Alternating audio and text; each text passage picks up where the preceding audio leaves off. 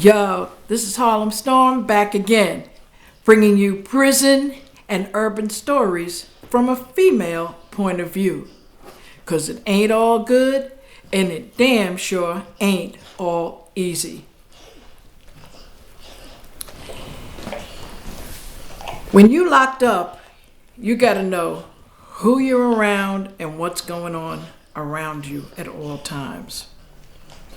Especially from the CO's point of view. Some of them are good, some of them are bad. I just wanted them to leave me alone. Okay? I've gotten beat up, locked up, triple locked up, okay? Solitary, strip cells, on the floor, no clothes, no toilet, got to bang on the door to get out there to use the bathroom. One shower whenever they feel like giving it to you or letting you have it. And that was a time for me to really super focus, because I noticed that Honeycomb Brazy had just sent a message out to his fans that he's at his wit's end. He's just at his wit's end. It's racial, it's violent. How they're treating him is just unfair. Well, yeah, it's not meant to be fair. I remember one of my mentors that I had when I was coming along, once I realized I needed a mentor.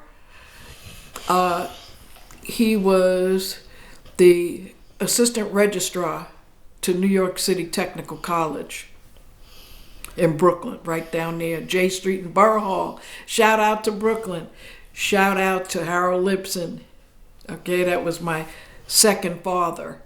All right. He kept after me and after me. I would get letters in the mail. Come, open enrollment, go to college. Go. And I'm like, who the heck is this sending me this mail from New York City Community College? What's going on? You know? And finally, after like the fourth or fifth letter, I agreed to come down to the college on J Street, because I was living in Manhattan, obviously. Harlem's in Manhattan. So I come down there, and long story short, we got into, you should go to college. You should do something. Now, that was probably maybe 8 months, less than a year, I was locked up. So much for that. But I was mentored, and that helped. Okay? So that told me that when things get really unbearable, you have to focus. And when I was in solitary, I was focusing. I would focus, I would meditate, because all you have is time. And Brazy's got like 15 years. That's a lot of time. So you got to keep your mind right and your strength right. Okay? This show is about why correctional officers bring drugs into prison. Well, one, it's money involved. Two, they get caught up and jammed up.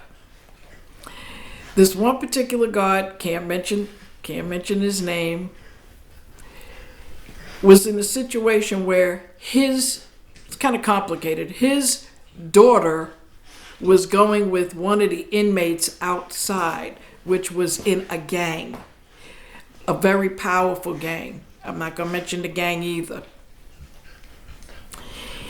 And this officer always liked to be around when the inmates were gambling.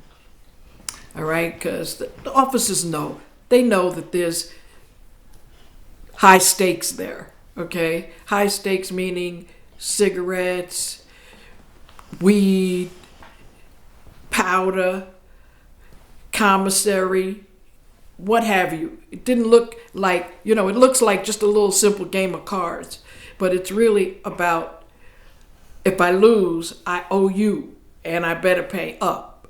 Otherwise, it's going to be taken out your ass. Okay? Lucky for me, I never smoked cigarettes, and I never gambled. My father was excellent at gambling. Okay? He wasn't a degenerate gambler. He was a construction worker, and you know that's all mob, that's all organized in New York. And he would handicap horses. I didn't even know what that meant as a little girl. He knew who owned the horse, what jockey was going to ride him, what his last stats were. I mean, he knew everything about the horse like he gave birth to the horse himself. Okay. And he would say certain things like, oh yeah, you know, this jockey's riding such and such. It's gonna be a good race. It's gonna be a good win. And I'm like looking at him, I have no interest in gambling whatsoever. Okay? Period. This officer got tied up to whereas his daughter on the outside started going with another gang member whose Ace Boone Coon was locked up, okay? And the officer had to pay to get his degenerate daughter out of trouble. He didn't have the money. Flat out, he didn't have the money. So they put the officer in a situation like this. Yo, this is what you can do that will make things splivvy-divvy, make it right with the world, okay? Bring in a couple of packages and everything's gonna be cool. All right? So the way this particular officer got involved with bringing drugs into the facility is because his daughter was tied up with some gang involvement, okay? It usually stems from some kind of grimy female is usually involved somewhere along the line where there's trouble. They say money is the root of all evil and has a lot of power. But the kitty cat's got a lot of power too, okay? A lot of power. I've seen the biggest men taken down by the smallest woman. Okay, and I'm a female myself. I'm definitely, you know, pro women, okay? I love my men. I love them to death, okay? But after prison, I learned how treacherous and how grimy the female animal can be. And this guy's daughter, his only daughter, you know, this correctional officer, he loved his daughter so much, you know, like most people would with their kids. And she got him in such a world of trouble. You know, he was bringing in drugs. He got busted. He got fired. She just wrecked her father's whole career. Luckily, he got out of it with his life. But the basic reason that officers bring drugs into prison is because they get tied up with the criminal world somewhere along the line outside of the prison. It can stem from inside the prison, but there's rules to the street, and that's what I keep telling people. People don't want to believe there's rules to the street. You know, some people say, oh, well, just move out the hood, move out the hood. Well, hey, like they used to say back in the day, you can take the man out the hood, but you can't take the hood out the man. Until next time, this is Harlem Storm. It ain't all good, and it damn sure ain't all easy.